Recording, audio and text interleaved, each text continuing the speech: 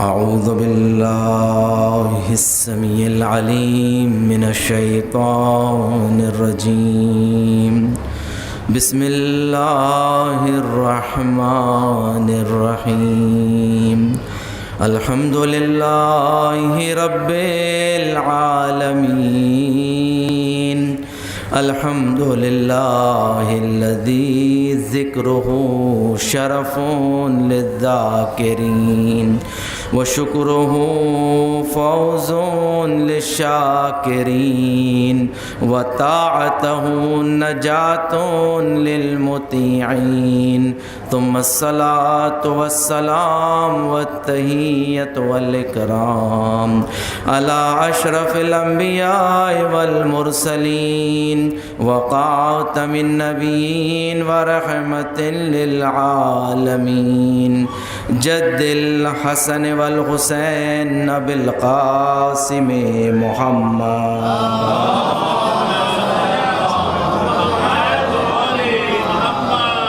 وعلى أهل بيته الطيبين الطاهرين المعصومين المظلومين الذين أذهب الله عنهم الرجس وطهرهم تطهيرا.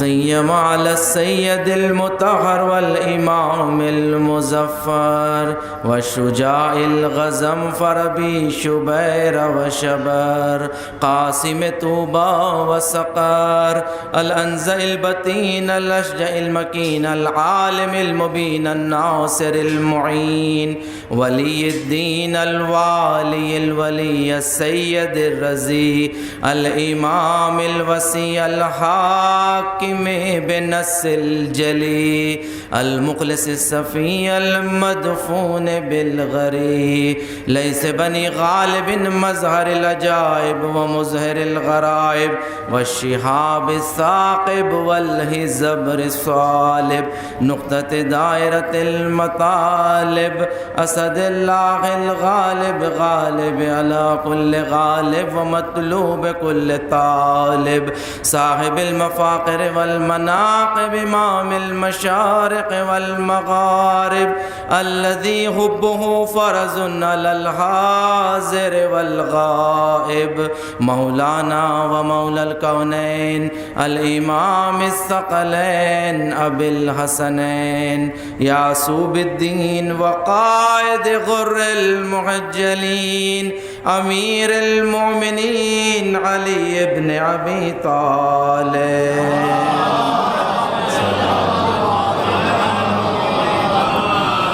ولعنة الله على أعدائهم أجمعين من الآن إلى قيام يوم الدين.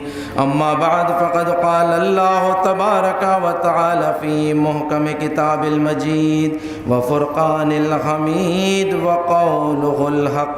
بسم الله الرحمن الرحيم. ورضوان من الله أكبر ذلك هو الفوز العظيم.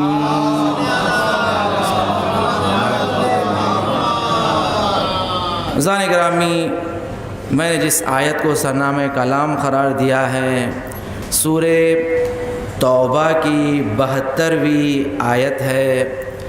اس آیت میں پروردگار دو عالم نے جنتیوں کی توصیف فرما رہا ہے جو اہل جنت ہے کہ جنہیں نعمتیں جو پروردگار کی جانب سے عطا ہوگی. ان تمام نعمتوں کے ذکر کے بعد پروردگار نے اس آیت کے ذیل میں فرمایا وَرِضْوَانٌ مِّنَ اللَّهِ أَكْبَرُ. اور ان ساری نعمتیں ایک طرف اور اللہ کی رضایت ایک طرف کہ اللہ کی رضایت سب سے بڑا امر ہے اور اس سے بڑھ کر کوئی نعمت نہیں ہے. اور ذالک هو الفوز العظیم، اور یہی سب سے بڑی کامیابی ہے. پروردگار نے اس آیت میں رضایت رضوان پروردگار کو، رضوان الہی کو سب سے بڑی کامیابی قرار دیا گیا، سب سے بڑی کامیابی اللہ کی رضایت۔ عزیزان اکرامی، بس اسی کے ذیل میں گفتگو کرنا ہے، اہل بیت علیہ السلام کی کچھ احادیث کو بیان کرنا ہے، اور اس لیے کیونکہ ایک مرحومہ کی مجلس ایصال ثواب ہے اور شہزادی کونین کے ذکر فضائل سے مربوط کرنا ہے، اور شہزادی کے جو دو عظیم فضیلتیں ہیں راضیہ اور مرضیہ، صلوات پڑھے محمد وعلی محمد۔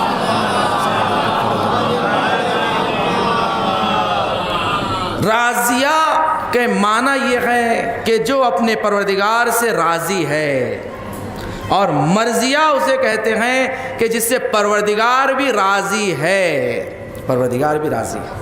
عزیزان گرامی، بس اس کو مد نظر رکھیں، اسی کے ذیل میں گفتگو ہے۔ عزیزان گرامی دیکھیں، زندگی میں پروردگار دو عالم نے یہ بتا دیا ہے کہ سب سے بڑی کامیابی اللہ کی رضایت ہے۔ اگر انسان جو عبادت کرتا ہے یہ اللہ کی رضایت حاصل کرنے کے لیے کر رہا ہے، یہ جو ہم مجالس برپا کر رہے ہیں، فرش عزا پر آ کے بیٹھ رہے ہیں، یہ ہمارا عقیدہ ہے کہ اس میں رضایت پروردگار ہے، اس سے اللہ راضی ہوتا ہے، اس لیے ہم یہاں پر آ کر بیٹھے ہیں۔ محبت اہل بیت اس لیے کرتے ہیں کیونکہ ہمیں یقین ہے کہ اللہ اس سے راضی ہے، اللہ اس سے راضی ہے۔ عزیزان گرامی، پیغمبر اکرم محمد مصطفیٰ صلی اللہ علیہ وآلہ وسلم آپ فرماتے ہیں صلوات کی فضیلت میں کہ ہم پر صلوات کا بھیجنا تمہیں 3 نعمتیں عطا کرتا ہے۔ سب سے پہلی نعمت تمہاری حاجتیں روا ہوتی ہے، حاجتیں روا ہونے کا سب سے بہترین وسیلہ صلوات کا بھیجنا ہے، سب سے پہلی نعمت۔ اس کے بعد پیغمبر نے فرمایا رضایت پروردگار حاصل ہو جاتی ہے، صلوات پڑھے محمد وآل محمد۔ دوسری نعمت جو صلوات کے صدقے میں عطا ہو جاتی ہے وہ ہے رضایت پروردگار، اللہ کی رضایت حاصل ہو جانا۔ تیسری نعمت جو صلوات کے صدقے میں عطا ہوتی ہے تمہارے اعمال کا تزکیہ۔ پیغمبر نے فرمایا تمہارے اعمال کا تزکیہ، اس لیے کہ ہمارے اعمال ناقص ہوتے ہیں، ہمارے اعمال کامل نہیں ہوتے ہیں۔ اللہ کی عبادت کرنے والے فقط 14 ہے جو اس دنیا میں آئے ہیں، اس لیے کہ چھٹے امام جعفر صادق علیہ السلام آپ نے فرمایا اگر ہم نہ ہوتے تو خدا کی عبادت نہ ہوتی، خدا کی عبادت نہ ہوتی، اس لیے کہ خدا کی عبادت کا اگر کسی نے حق ادا کیا ہے تو وہ 14 معصومین ہیں، اہل بیت علیہ السلام اطہار ہے کہ جنہوں نے اللہ کی عبادت کا حق ادا کیا ہے۔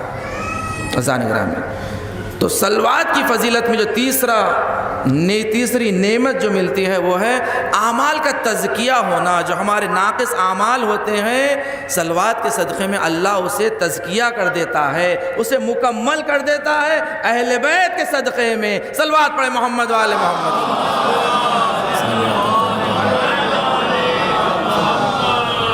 عزیزان گرامی، رضایت پروردگار حاصل ہونا یہ سب سے بڑا ہدف ہوتا ہے انسان کی زندگی میں کہ رضایت پروردگار حاصل ہو جائے، ایسی عبادت کریں، ایسا ذکر کریں کہ جس سے رضایت پروردگار حاصل ہو جائے، اللہ کی رضایت حاصل ہو جائے۔ 9ویں امام محمد تقی جواد علیہ السلام ہمیں 3 راستے بتا رہے ہیں کہ رضایت پروردگار حاصل کرنے کے بہترین طریقے۔ عزیزان گرامی، یہ وہی بتا سکتے ہیں کہ جس کے گھر میں قرآن نازل ہوئی ہے، یہ راستے وہی بتا سکتے ہیں کہ جنہوں نے راستوں کو طے کیا ہے، جو راستوں کو جانتے ہیں۔ مولا نے فرمایا مجھے اس دنیا سے زیادہ آخرت کے راستے مجھ سے سوال کرو، کہ میں اس دنیا سے زیادہ آخرت کے راستوں سے جانتا ہوں۔ اس کے معنی یہ نہیں ہے کہ مولا اس دنیا کے راستوں سے کم واقف ہے، بلکہ اس دنیا کے راستے ہیں ہی مختصر، آخرت کے مقابل میں اس دنیا کے کوئی راستے ہی نہیں ہیں کہ جو اس کے بارے میں سوال کیا۔ ہم سے سوال کرو تو آخرت کے راستوں کے بارے میں سوال کرو۔ تو یہی وہ بتا سکتے ہیں کہ جو ان راستوں کو جانتے ہیں، جسے اللہ نے صراط مستقیم کہا ہے، وہی راستہ بتا سکتے ہیں، وہی طریق بتا سکتے ہیں۔ 9ویں امام نے فرمایا کہ ثلاث یبلغنا رضوان اللہ تعالی، 3 چیزیں ایسی ہیں کہ جس سے پروردگار کی رضایت حاصل ہو سکتی ہے. کثرت الاستغفار، قفز الجناح و کثرت الصدقۃ. کیا کہنے سبحان. 3 چیزیں مولا فرما رہے ہیں کہ 3 چیزوں کے ذریعے تم اللہ سے نزدیک ہو سکتے ہو، قرب الہی حاصل کر سکتے ہو. سب سے پہلا وسیلہ جو امام نے فرمایا وہ ہے کثرت استغفار. دوسرا وسیلہ امام نے فرمایا خفض الجناح، یعنی انکساری کرنا، تواضع کرنا. تیسرا وسیلہ امام نے فرمایا کثرت الصدقۃ، کثرت سے صدقہ دینا. یہ 3 عمل ایسے ہیں کہ جس سے اللہ کی رضایت حاصل ہوتی ہے. عزیزان گرامی دیکھیں، کثرت استغفار کی جو فضیلت ہے، بالخصوص یہ مہینہ ماہ رجب المرجب استغفار کا مہینہ ہے، اللہ کے محترم مہینوں میں سے شمار کیا گیا ہے. ماہ رجب اللہ کے محترم مہینوں میں سے قرار دیا گیا ہے. ایک روایت کے مطابق پیغمبر اکرم محمد مصطفیٰ صلی اللہ علیہ وآلہ وسلم آپ نے فرمایا ماہ رجب خدا کا مہینہ ہے، اللہ کا مہینہ ہے. ماہ شعبان میرا مہینہ ہے. ماہ رمضان میری امت کا مہینہ ہے. ایک اور روایت ملتی ہے جس سے مولا کائنات امیر المومنین علی ابن ابی طالب علیہ السلام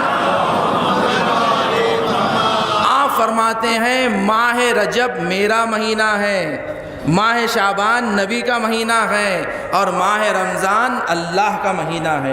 عزیزان گرامی دیکھیں، ماہ رجب کو نبی کی روایت کے مطابق اللہ کا مہینہ کہا گیا ہے، مولا کی روایت کے مطابق ماہ رجب میرا مہینہ ہے، اللہ کا مہینہ ہے یا علی کا مہینہ ہے. دیکھیں، اللہ علی کا مہینہ، یہ 2 غیر نہیں ہو سکتے.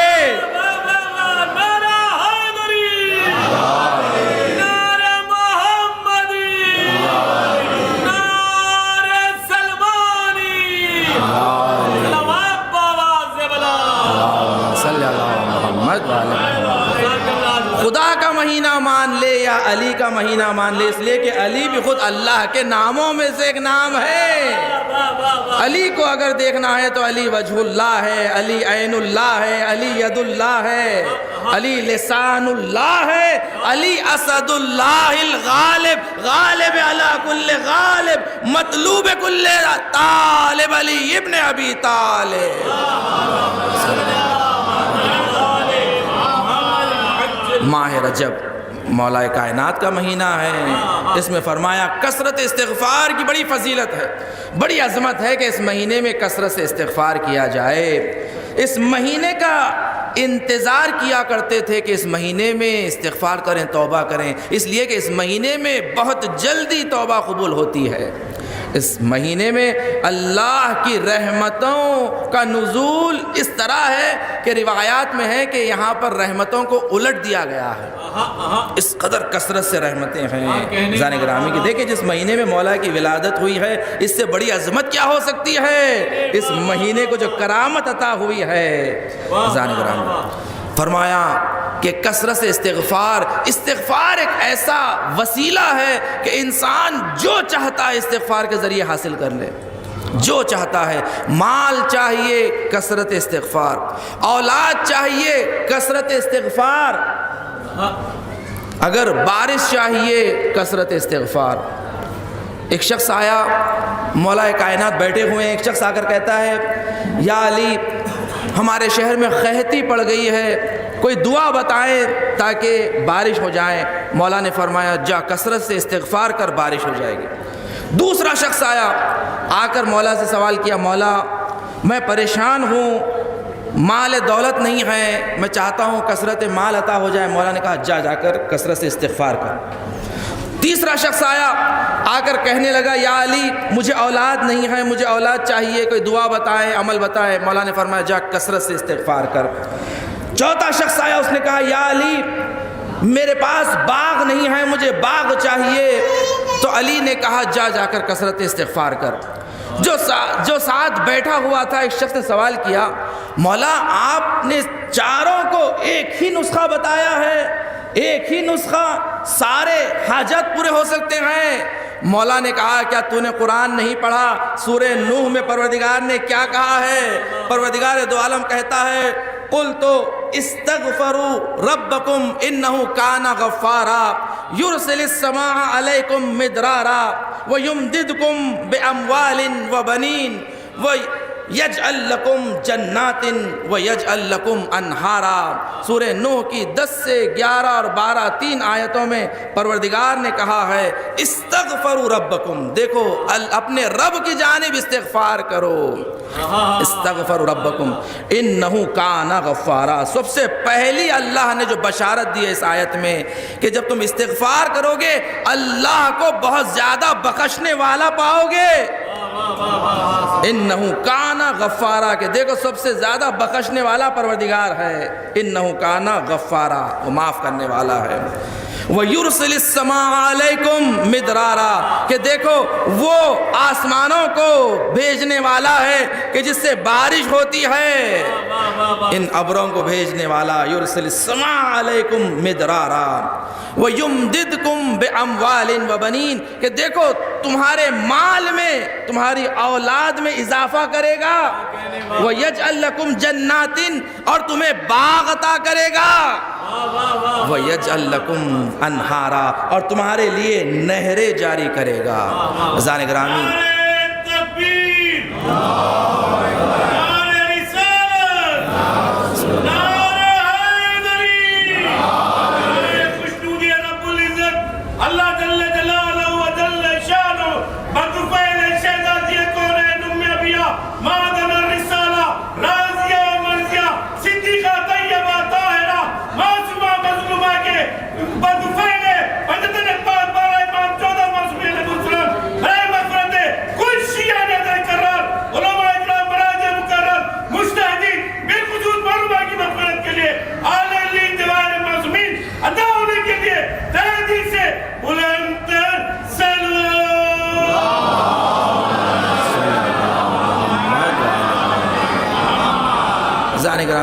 استغفار ایک ایسا عمل ہے کہ انسان جو چاہے حاصل کرے، مال چاہیے حاصل کریں۔ عزیزان گرامی، اہل بیت علیہ السلام نے کثرت سے تعلیم دیا ہے کہ دیکھو استغفار کیا کرو۔ استغفار کے ذریعے اس مہینے میں جو خاص طور سے تعلیم دیا گیا ہے کہ ہر نماز کے بعد 70 مرتبہ استغفر اللہ واسألہ التوبہ، اس ذکر کے ذریعے استغفار 70 مرتبہ ہر نماز کے بعد پڑھیں، استغفر اللہ واسألہ التوبہ۔ اور 5ویں امام محمد باقر علیہ السلام،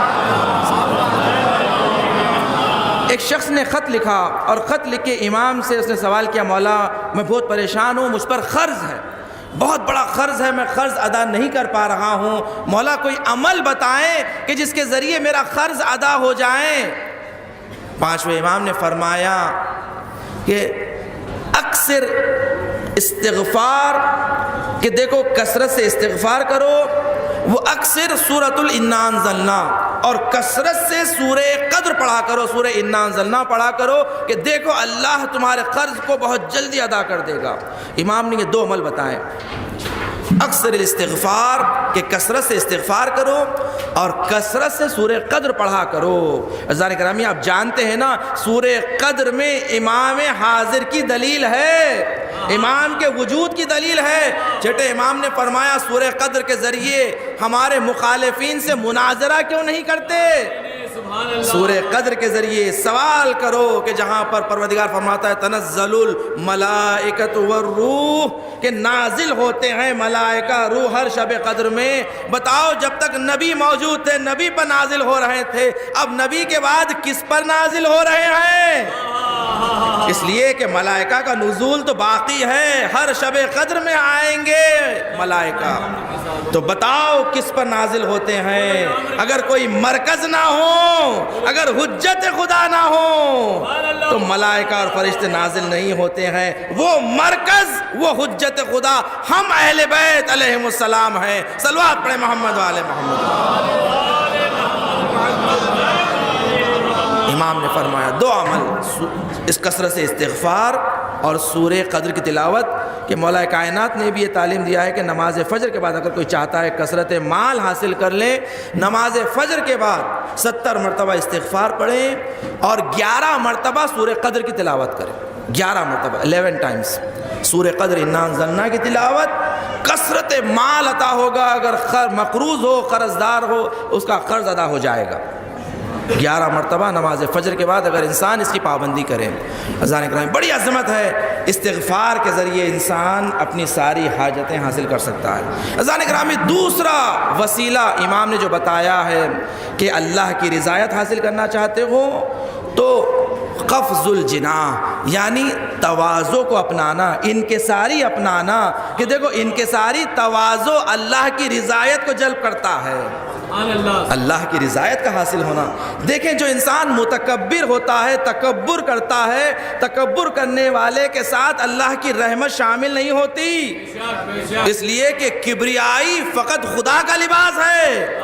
کبریائی اگر کوئی کر سکتا ہے صرف اور صرف خدا ہے، اس کے علاوہ کسی کے لیے جائز نہیں ہے کہ وہ تکبر کریں، غرور کریں۔ علامہ مجلسی نے کتاب بحار الانوار میں اس واقعات کو نقل کیا ہے کہ جہاں پر شیطان نے انبیاء علیہ السلام سے گفتگو کی اور انبیاء علیہ السلام کو نصیحتیں کی ہیں، شیطان نے انہی نصیحتوں میں سے شیطان آ کر نوح سے کہتا ہے کہ اے نوح، تم پر میری گردن پر ایک احسان ہے کہ تم نے مجھ پر احسان کیا ہے، میں اس کے بدلے میں چاہتا ہوں کہ تمہیں 3 نصیحتیں کروں۔ تو نوح نے شیطان سے پوچھا کیا ابلیس یہ پہلے یہ بتا کہ میں نے تجھ پر کیا احسان کیا ہے، میں نے تجھ پر کیا احسان کیا ہے؟ تو شیطان نے کہا کہ کشتی میں سوار ہونا، کشتی میں کوئی سوار نہیں ہو سکتا تھا سوائے اس کے کہ نوح اجازت دے، اور جو کشتی نوح میں جو سوار ہوا وہ نجات پایا، جو کشتی نوح میں سوار نہیں ہوا وہ نجات نہیں پایا۔ اس لیے نبی نے بھی اپنے اہل بیت کے لیے کشتی نوح سے تمثیل فرمائی ہے، مثل اہل بیتی کا مثل سفینۃ نوح من رکبہا نجا ومن لم یرکب غرق، کہ جو اس میں شامل نہیں ہوا، سوار نہیں ہوا، وہ غرق ہو گیا۔ یاد رکھیں اہل بیت کشتی نوح کی مثال ہے کہ جو ان پر سوار ہوتا ہے، ان کی محبت کو اپناتا ہے، ان کی محبت کو اپناتا ہے، ان کی ولایت کو اپناتا ہے، وہ کامیاب ہوتا ہے۔ نوح کی کشتی کی مثال۔ تو شیطان نے کہا کہ کیونکہ جو کشتی میں سوار نہیں ہوگا وہ نجات نہیں پاتا، حتیٰ شیطان بھی نجات نہیں پاتا تھا اگر نوح کی کشتی میں سوار نہ ہوتا، تو آپ نے مجھے اجازت دی آپ کی کشتی میں سوار ہو جاؤں۔ نوح نے پوچھا کہ میں نے تجھے کب اجازت دی؟ کہا کہ جو آخری حیوان جو سوار ہو رہا تھا اور دروازے پر آ کر رک جاتا ہے تو وہ تھا گدھا۔ تو اس گدھا جب سوار نہیں ہو رہا تھا تو آپ نے کئی مرتبہ اسے کہا کہ سوار ہو جا، سوار ہو جا، وہ سوار نہیں ہو رہا تھا۔ اس آخری بات کہا اے شیطان سوار ہو جا۔ تو جب تم نے کہا شیطان سوار ہو جا تو تم نے مجھے اجازت دے دی، تم نے مجھے اجازت دے دی اور میں سوار ہو گیا۔ اس کے بعد شیطان نے کہا کہ دوسرا احسان تم نے مجھ پر یہ کیا ہے کہ تم نے جو اپنی امت کے لیے بدعا کی اور بدعا کرنے کے بعد سارے کے ساری امت جو سوار نہیں ہوئی جہنمی ہو گئی، تو اس سے مجھے رخصت ہو گئی ہے، چھٹی مل گئی ہے اب بھٹکانے کے لیے کہ میں اب کچھ وقت تک ابھی چھٹی پہ ہوں، اس لیے کہ میں ہر ایک فرد کو بھٹکاتا تھا، منحرف کرتا تھا۔ آپ نے فقط ایک بدعا سے سب کو جہنمی بنا دیا، سب کو جہنمی بنا دیا۔ تو انہوں نے یہ احساس کیا کہ دیکھیں بدعا کرنا بھی یعنی خدا کے نزدیک یہ عجلت کرنا، اللہ اس سے راضی نہیں ہے۔ عزیزان گرامی، بہرحال شیطان نے کہا اے نوح 3 نصیحتیں مجھ سے سن لے۔ سب سے پہلی نصیحت، نوح کبھی تکبر نہ کرنا، غرور نہ کرنا، اس لیے کہ تکبر نے مجھے اللہ کی بارگاہ سے دور کر دیا۔ میں نے تکبر کیا، آدم کے سامنے کہا آدم خاک سے بنائے گئے ہیں اور میں آگ سے بنا ہوں، میں آدم پر افضل ہوں۔ اے نوح میں نے تکبر کیا اور میرے تکبر نے مجھے اللہ کی رحمت سے دور کر دیا ہے۔ عزیزان گرامی دیکھیں، شیطان فرشتوں میں شامل تھا، 60,000 سال کی عبادت، بعض روایت میں 6,000 سال کی عبادت وہ کرتا رہا، فرشتوں میں شامل ہو گیا تھا۔ اس کے بعد جب پروردگار نے حکم دیا آدم کو سجدہ کرنے کا، شیطان نے اس سجدے سے انکار کر دیا اور کافروں میں شمار ہو گیا، وَكَانَ مِنَ الْكَافِرِينَ۔ عزیزان گرامی، 8ویں امام علی ابن موسیٰ رضا علیہ السلام آپ فرماتے ہیں مولا کائنات کی ولایت کو قبول کرنا ایسے ہے جیسے ملائکہ کا آدم کو سجدہ کرنا۔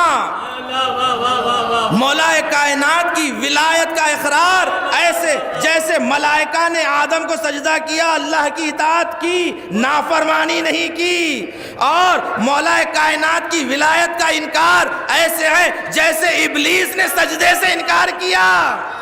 ابلیس نے سجدے سے انکار کیا اور مردود ہو گیا۔ اسی طرح جس نے علی کی ولایت کا انکار کیا شیطان کا حامی ہو گیا۔ صلوات پڑھے محمد وآل محمد کی بات۔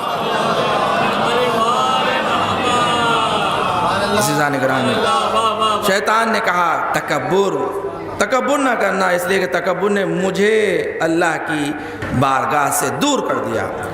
دوسری نصیحت، اے نوح یہ سن لو کہ کبھی طمع اور لالچ نہ کرنا، اس لیے کہ آدم کو جو میں نے بھٹکایا تھا طمع اور لالچ دے کر کہ اے آدم دیکھو اگر تم یہ پھل کھا لو گے تو تم ان اعلیٰ علیین کی طرح ہو جاؤ گے کہ جسے سجدے کا حکم خدا نے نہیں دیا۔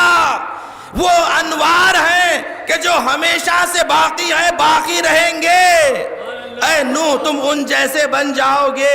آدم کو طمع پیدا ہوئی، آدم نے اس درخت کا پھل کھا لیا۔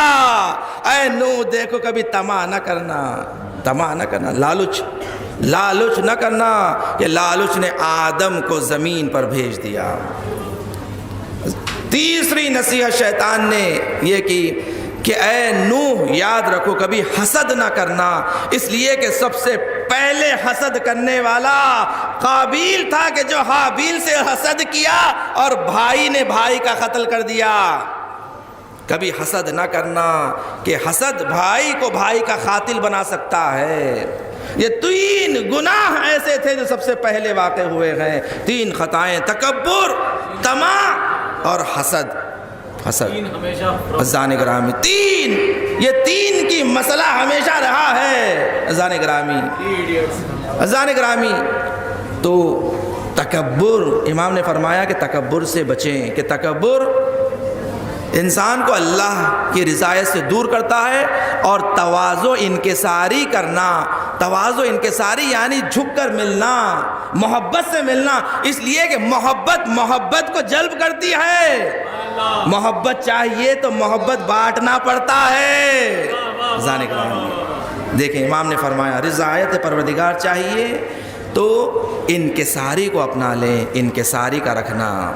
تیسری چیز امام نے فرمایا صدقہ، کثرت الصدقہ دینا، کثرت سے صدقہ دینا یہ اللہ کی رضایت کو جلب کرتا ہے۔ صدقے کی اس قدر اہمیت بتائی گئی ہے روایات میں کہ دیکھو اپنے دن کی شروعات صدقے سے کرو، کہ سارے انسان صدقے سے اپنا دن شروع کرتا ہے۔ مہینے کی پہلی تاریخ کو صدقہ نکالنے کا حکم دیا گیا ہے۔ سارا مہینہ اگر تم محفوظ رہنا چاہتے ہو، مہینے کی پہلی تاریخ صدقہ نکالو، اپنا، اپنے اہل و عیال کا، سب، اور بالخصوص اپنے امام کو فراموش نہ کریں۔ امام زمانہ عجل اللہ تعالی فرجہ الشریف، آپ کی سلامتی کا صدقہ ہمیشہ نکالا کرے، اس لیے کہ یہ ہمارے امام ہیں، ہمارے حجت خدا ہے، ہماری محبتیں ان کے لیے ہیں۔ ایسے نہ ہو کہ ہم اپنے امام کو بھول جائیں، فراموش کریں۔ اپنے امام کو اپنے ہر گھر والوں پر، اپنے اولاد سے افضل، ہر چیز سے افضل اپنے امام کو اولویت دیں۔ امام کی سلامتی کا صدقہ، پھر اپنی اولاد کی سلامتی کا صدقہ نکالا کریں۔ عزیزان گرامی اس قدر فضیلتیں صدقے کی بتائی گئی ہے کہ روایت میں ہے پیغمبر اکرم محمد مصطفیٰ صلی اللہ علیہ وآلہ وسلم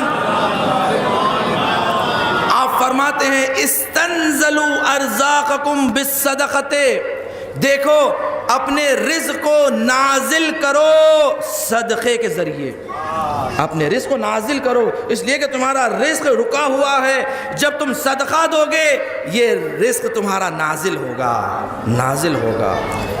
عزیزان گرامی، اس واقعے کو نقل کیا گیا ہے کہ دو شخص تھے جو بڑے غربت میں گزار رہے تھے، میاں بیوی تھے اور غربت میں گزار رہے تھے، تو انہوں نے دعا کی اللہ سے پروردگار کوئی مشکل ہماری حل ہو جائے، کوئی فرج حاصل ہو۔ تو خواب میں فرشتہ آ کر کہتا ہے کہ پروردگار دو عالم نے تمہاری زندگی میں نصف زندگی میں مال اور نصف زندگی میں غربت لکھی ہے، اب بتاؤ کہ تمہیں کون سا پہلے چاہیے، مال پہلے چاہیے یا غربت؟ تو وہ جو مرد تھا اس نے کہا کہ مجھے مہلت دی جائے، میں اپنی زوجہ سے سوال کروں، اس لیے بڑا ہوشیار تھا، سمجھدار تھا کہ پہلے ہوم منسٹر سے پوچھ لیا جائے کہ جب ہوم منسٹر بتائیں پھر ہم اسے اختیار کریں گے، اس لیے سمجھدار تھا۔ اس نے اپنی زوجہ سے مشورہ کیا کہ دیکھیں خواب میں اس فرشتے نے اس طریقے سے کہا ہے کہ ہماری نصف زندگی میں برکتیں ہیں اور نصف زندگی میں مشکلات ہیں، سختیاں ہیں، کون سی پہلے چاہیے؟ تو زوجہ سمجھدار تھی، اس نے کہا کہ پہلے مال کو انتخاب کریں، مال کو انتخاب کریں، اس کے بعد آخری زندگی غربت میں کٹ جائیں کوئی بات نہیں، پہلے مال۔ اس نے کہا ٹھیک ہے۔ فرشتہ جب دوسرے دن خواب میں آیا تو اس نے کہا کہ ہمیں پہلے مال چاہیے پھر بعد میں غربت۔ کہا ٹھیک ہے، اب تم زندگی میں مال نازل ہوگا۔ جیسے ہی دوسرا دن شروع ہوا مال پہ مال آنے لگا، برکتیں آنے لگی، زندگی بابرکت ہو گئی۔ بہت سے دن گزر گئے، زندگی آدھی زندگی گزر گئی، مگر اب فقر نہیں آ رہا ہے، غربتیں نہیں آ رہی ہے۔ یہ لوگ پریشان ہیں کہ آدھی زندگی ہماری گزر گئی ہے مگر ابھی تک غربت نہیں آئی ہے، مال ہی مال ہے، اس کی وجہ کیا ہے؟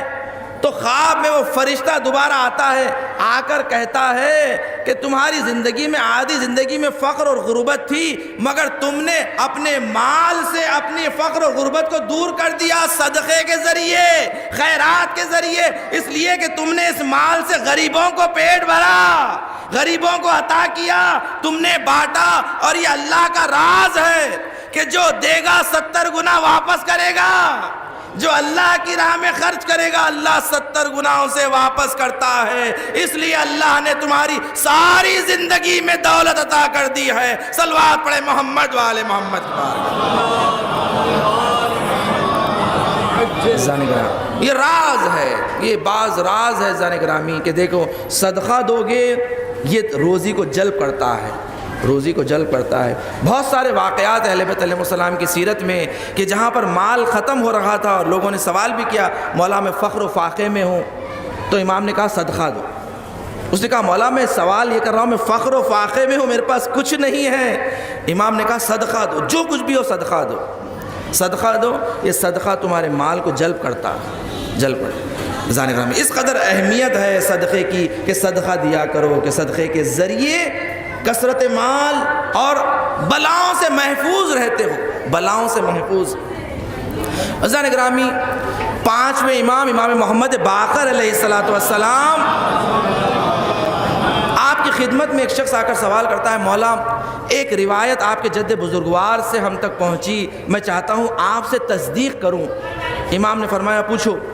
اس نے کہا مولا ایک روایت ہے جد بزرگوار سے کہ اللہ نے ایک سیاہ دانے میں، کلونجی میں، جسے ہم کلونجی کہتے ہیں، اس سیاہ دانے میں اللہ نے ہر بیماری کی شفا رکھی ہے، ہر بیماری کی شفا اس میں رکھی ہے سوائے موت کے، سوائے موت کے۔ تو امام نے کہا کہ یہ روایت سچی ہے، یہ ہمارے جد سے روایت آئی ہے، بالکل صحیح ہے۔ تم چاہتے ہو میں تمہیں ایک ایسی بات بتاؤں کہ جو موت کا بھی علاج اس میں ہو؟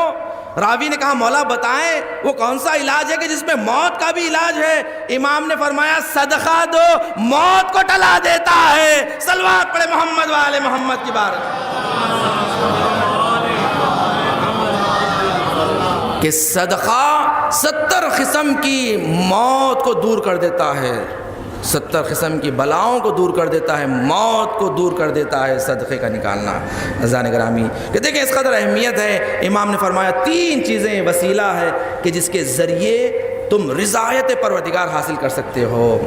عزیزان گرامی دیکھیں رضایت پروردگار اگر چاہیے تو در اہل بیت پر جانا ہوگا، در اہل بیت پر ہی رضایت ملے گی، اس لیے کہ انہوں نے رضایت پروردگار کو مکمل حاصل کر لیا ہے۔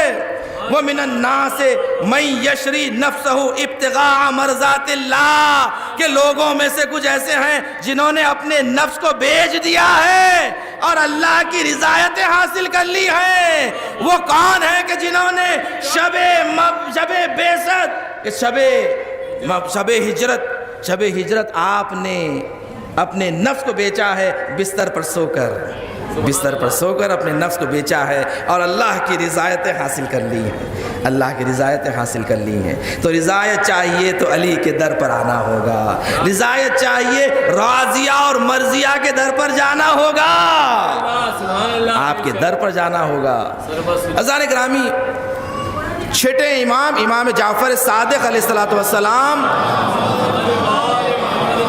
آپ فرماتے ہیں کہ سورہ فجر کی اپنی نمازوں میں تلاوت کرا کرو، اس لیے کہ سورہ فجر ہمارے جد امام حسین کا سورہ ہے، اس سورہ کو پڑھا کرو، صلوات پڑھیں محمد وآل محمد کے بعد۔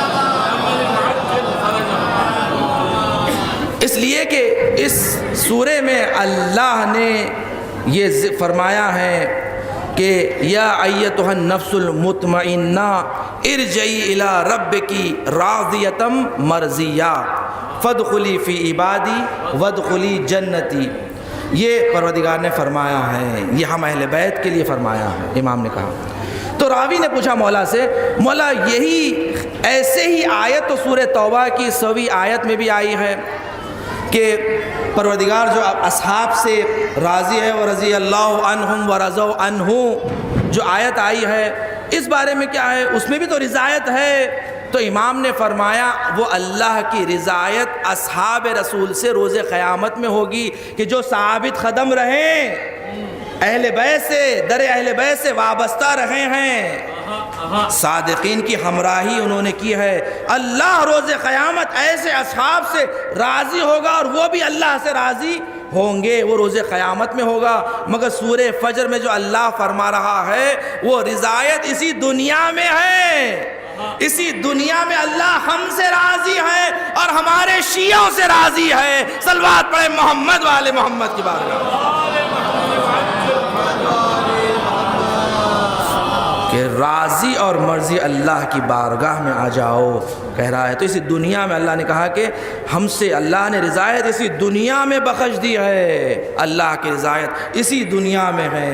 جو ہم سے محبت کرے گا اللہ اس سے محبت کرے گا، جو ہمارا ذکر کرے گا اللہ اس سے راضی ہو جائے گا، اللہ کی رضایت حاصل ہو جائے گی۔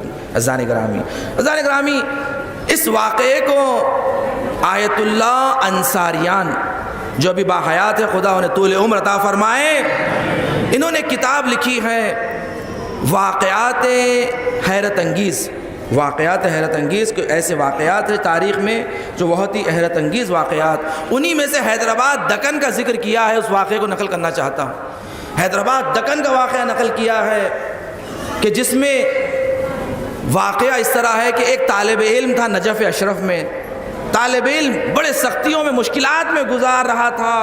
جب بہت سختیاں ہو گئے تو مولا کے حرم میں جا کر گڑ گڑا کر دعا کرتا ہے، کہتا ہے مولا میں آپ کے جوار میں ہوں اور اس قدر غربت اور سختیوں میں گزار رہا ہوں کہ کئی دن سے بھوکا اور پیاسا ہوں۔ مولا کائنات خواب میں آ کر کہتے ہیں کہ اگر علی کے جوار میں رہنا ہے تو یہی بھوک و پیاس ہے، یہی شدت ہے، یہی سختیاں ہیں۔ اگر مال دنیا چاہیے تو جا ہندوستان شہر حیدرآباد دکن جا کر فلانی کو یہ جملہ کہہ دینا، بے آسماروت کار آفتاب کنت، یہ کہہ دینا تجھے مال دنیا مل جائے گی۔ جب یہ خواب دے کر بیدار ہوتا ہے تعجب کرتا ہے، ہندوستان کدھر، شہر حیدرآباد دکن کدھر اور میں کدھر۔ دوسرے دن دوبارہ جا کر گڑ گڑا کر دعا کرتا ہے، روتا ہے، خواب میں مولا کو دیکھتا ہے، یہی جملہ کہتے ہیں اگر علی کا جوار چاہیے یہی غربت ہے، فخر و فاقہ ہے، اگر مال دنیا چاہیے جا ہندوستان شہر حیدرآباد دکن اور جا کر فلانی کو یہ جملہ کہہ دینا، بے آسماں روت کار آفتاب کند۔ دوسرے دن بھی وہ خواب دیکھتا ہے، پھر تیسرے دن یہی خواب تکرار ہوتا ہے، سارے نجف اشرف میں اس کا خواب مشہور ہو جاتا ہے کہ اس نے خواب میں دیکھا ہے کہ مولا نے بشارت دی ہے کہ ہندوستان جاؤ شہر حیدرآباد دکن اور فلانی شخص سے ملاقات کر کر یہ جملہ کہنا، تجھے مال دنیا ملے گی۔ صبح نے کہا کہ جب مولا نے کہا تو اس واقعے میں کوئی نہ کوئی راز ضرور ہے، راز ضرور ہے، تو کیوں نہیں جاتا؟ اس نے کہا کہ میں غربت اور فقر فاقہ میں ہوں، میں ہندوستان کیسے جاؤں؟ لوگوں نے کہا ہم تیری مدد کریں گے، ہم تیرے جانے کا وسیلہ فراہم کریں گے۔ صبح نے اہتمام کیا، اس کے سفر کا اہتمام کیا گیا، یہ ہندوستان پہنچا شہر حیدرآباد دکن، اور آنے کے بعد اس نے اس شخص کے بارے میں معلومات کیا کہ یہ شخص کون ہے، تو بتایا گیا یہ شخص تو حیدرآباد دکن کا بہت ہی بڑا شخصیت میں سے ہے، بڑے نوابوں میں سے ہے، یہاں کے جاگیردار ہے۔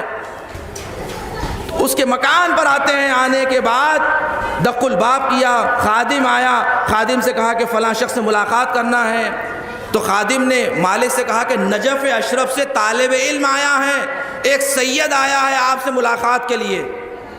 جیسے ہی سنا نجف اشرف سے، میرے مولا کے جوار سے ایک طالب علم میرے در پر آیا ہے، وہ دوڑتا ہوا آیا دروازے پر اس کے استقبال کے لیے کہ ایک سید طالب علم آیا ہے۔ جیسے ہی وہ قریب آتا ہے، آنے کے بعد یہ طالب علم کہتا ہے بے آسماں روت کار آفتاب کند، یعنی اس کے معنی یہ ہے کہ وہ آسماں پر چلے جائے گا اور سورج جیسا کام کرے گا۔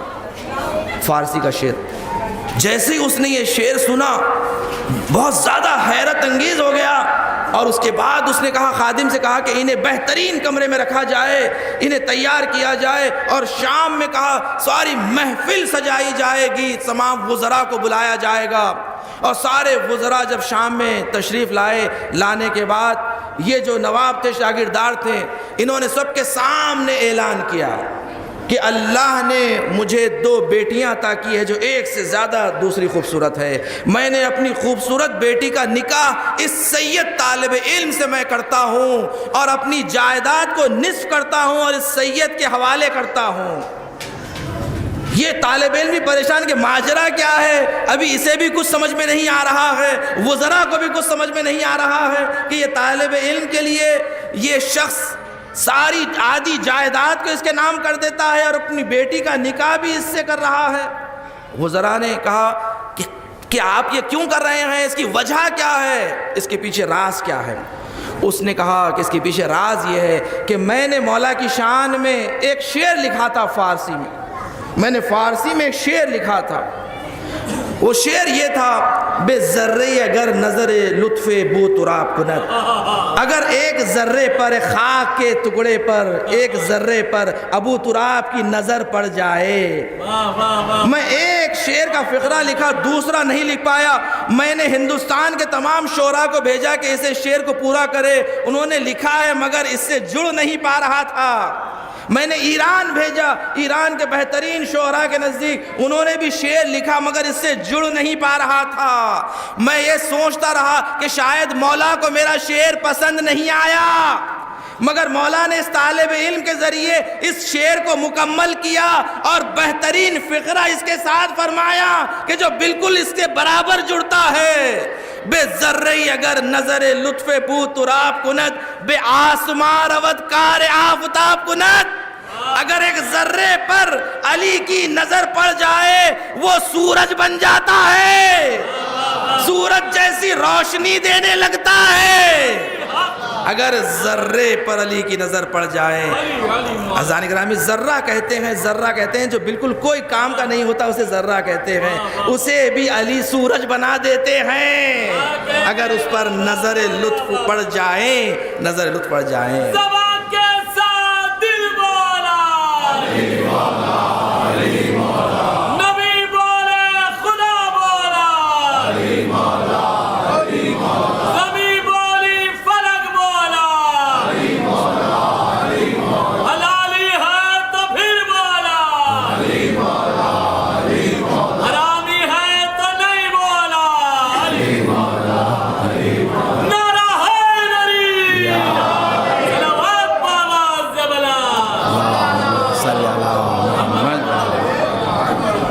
اس شعر کو مکمل کیا گیا اس کے ذریعے کہ شعائے ذرعی در ولائے علیس گر نہ ذرے کجا کار آفتاب کنت. یہ جو ذرے میں شعائے ذرے ہے، یہ جو روشنی ہے اس ذرے میں جو نظر آتی ہے، یہ سب ولایت علی کے صدقے میں ہے، ولایت علی کے صدقے میں. ورنہ کہاں ذرہ آفتاب کی طرف کام کر سکتا ہے، ذرے میں صلاحیت نہیں ہے. عزیزان گرامی کہ دیکھیں اہل بیت علیہم السلام کے در سے وابستگی، یہ رضایت پروردگار کو حاصل کر سکتے ہیں، یہ رضایت ہے. عزیزان گرامی کہ دیکھیں اہل بیت علیہم السلام کا ذکر بہترین وسیلہ ہے ہمارے مرنے والوں کے لیے. ان کے مصائب بہترین وسیلہ ہوتا ہے ہمارے قبر میں ایصال ثواب کے لیے، کہ اس سے بڑھ کر کوئی ثواب اور اجر نہیں ہے. عزیزان گرامی سوچیں اہل بیت علیہم السلام کے مصائب، بالخصوص شہزادی کونین کے. ہم معتقد ہیں کہ جب بھی مصائب کربلا والوں کے بیان ہوتے ہیں تو ایک ماں مجلس میں آ جاتی ہے، ایک ماں مجلس میں آ جاتی ہے اپنے بیٹے کا پرسہ لینے کے لیے. جب ایک ماں کی مجلس برپا ہوتی ہے، ایک ماں کے مصائب بیان ہوتے ہیں، سارے اہل بیت جمع ہو جاتے ہیں کہ اس لیے کہ زہرا کے مصائب بیان ہونے والے ہیں، زہرا کے مصائب. عزیزان گرامی ایک عالم دین نے خواب میں دیکھا کہ میں پہلے اس بات کو بتا دوں کہ عرب میں میخ مسمار نام کا ایک کیلا ہوا کرتا ہے. میخ مسمار کہتے ہیں کیلا کہ جس کی طول بہت زیادہ ہوا کرتی تھی اور بہت تیز ہوا کرتا تھا. بچوں کو اس کیلے سے دور رکھا جاتا تھا کہ بچوں کو کہیں یہ کیلا چبھ نہ جائیں. یہ کیلے دروازے میں لگائے جاتے تھے، یہ کیلے دروازے میں لگائے جاتے تھے. اب اس کے بعد اب اس واقعے کو سنیے کہ ایک عالم دین جلیل القدر عالم دین خواب میں دیکھتے ہیں کہ گھوڑے پر امام زمانہ سوار ہے اور آپ کے قریب ایک نورانی شخص کھڑے ہوئے ہیں.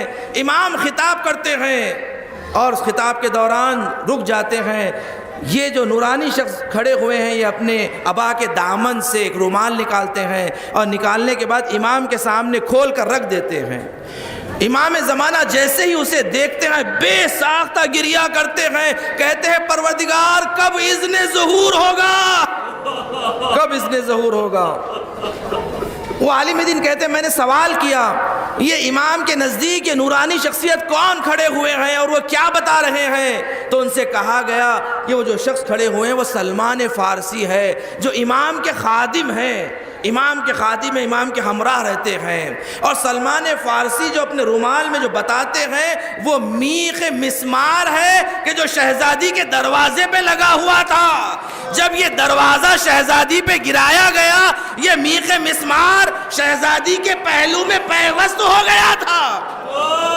اس طرح پیوست ہوا کہ محسن شہید ہو گیا، شہزادی کے شکم میں محسن شہید ہوا. یہ وہی میخ مسمار ہے کہ جب امام زمانہ دیکھتے ہیں تو تڑپ جاتے ہیں، تڑپ جاتے ہیں. عزیزان گرامی فقط آپ نے تصور کیا آپ کی آنکھوں میں آنسو آ گئے. ارے امام زمانہ کے سامنے وہ منظر آ جاتا کہ جب ظالموں نے دروازے کو آگ لگائی اور دروازے کو گرایا. کہتے ہیں تاریخ میں واقعہ نقل ہے، ایک شقی کہتا ہے کہ جب دروازے کو آگ لگائی گئی، دروازے کو جب گرایا گیا تو میں نے چاہا کہ اپنے پیر کے ذریعے دروازے کو دباؤں. میں نے دیکھا دروازے کے نیچے رسول کی بیٹی ہے. ایک مرتبہ ذرا سا میرے دل میں آیا ارے رسول کی بیٹی ہے میں اس پر پیر نہ رکھوں، مگر بغض علی، ارے بغض علی، ایک مرتبہ میں نے اپنے پیر کو اس دروازے پر اتنی زور سے رکھا کہ فاطمہ کی چیخ نکل گئی، اے فضا مجھے سنبھالو کہ میرا محسن شہید ہو گیا. عزیزان گرامی جناب سیدہ نے علی سے وصیت کی تھی غسل لی فی اللیل کفن لی فی اللیل دفن لی فی اللیل. یا علی مجھے رات میں غسل و کفن دینا، مجھے رات میں کفن کرنا، رات میں دفن کرنا.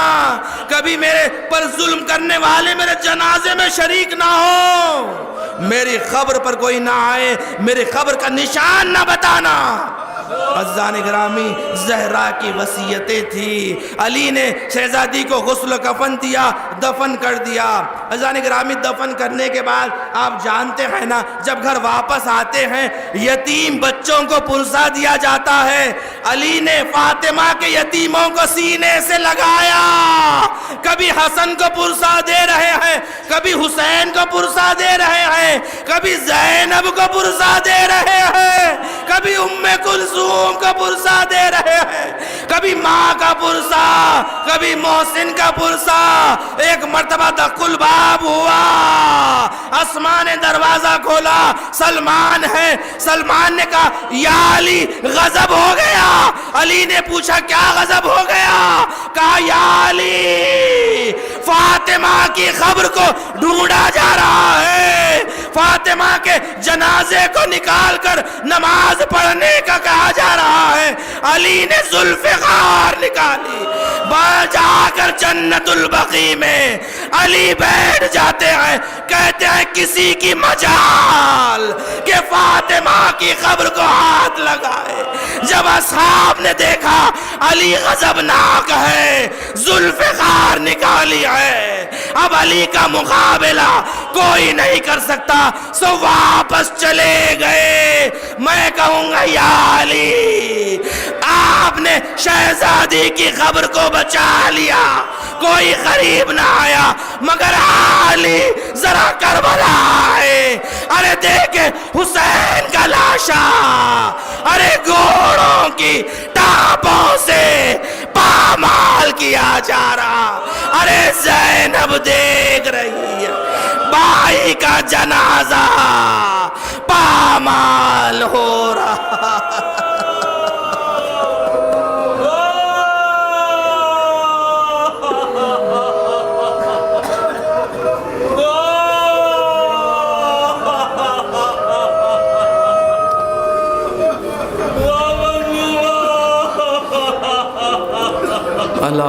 لعنت اللہ علی قوم الظالمین وسیعلم الذین ظلموا ای منقلب ینقلبون۔ بار الہ پروردگارہ ہم سے ذکر خلیل کو قبول فرما، پروردگارہ ہمیں کوئی غم نہ دے سوائے غم حسین کے، پروردگار ہم میں جو بیمار ہے علیل ہے، بحق بیمار کربلا انہیں صحت کاملہ واجلہ عنایت فرما، دنیا میں جہاں جہاں مومنین و مومنات ان کی جان و مال عزت و آبرو دین و ایمان کی حفاظت فرما، مقامات مقدسات کی حفاظت فرما، جنت البقیع کی تعمیر دیکھنا نصیب فرما، علماء اعلام مراجع کرام کا سایہ ہمارے سروں پر قائم و دائم فرما، دشمنان اہل بیت دشمنان اسلام کو نیست و نابود فرما، امام زمانہ کے ظہور میں تعجیل فرما، ہمیں امام کے اعوان و انصار میں شمار فرما۔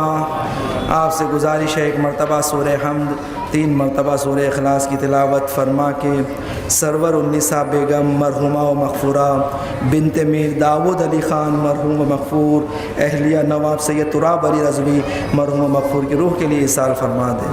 بسم اللہ الرحمن الرحیم۔